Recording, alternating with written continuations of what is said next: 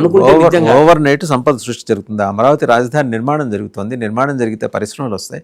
పరిశ్రమలు రాకుండా అడ్డుపడింది మీరు.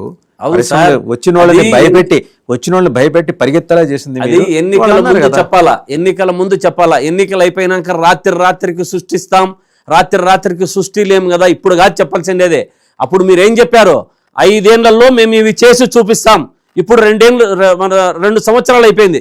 ఏం చేశారు? తీసుకొని వచ్చి రాజధానిని దాచుకో, దోచుకో, పంచుకో అనే టైపులో రాజధానిలో అక్కడ ఉన్నటువంటి ఇప్పుడు వర్షం చూడండి సార్. ఈ నీళ్లు నిన్న మొన్న పడిన నీళ్లకు మోటార్లతో మళ్ళీ కోట్లు ఖర్చు పెట్టి మోటార్లతో నీళ్ళు ఎత్తే పరిస్థితి. అక్కడ రాజధాని ఉపయోగపడదు కాదు అని చెప్తా ఉంటే ఇది దేవతల రాజధాని. ఎవరు వద్దన్నారు? నువ్వు చెయ్యాలి కదా, నువ్వు చేసినప్పుడు కదా దేవతల రాజధాని.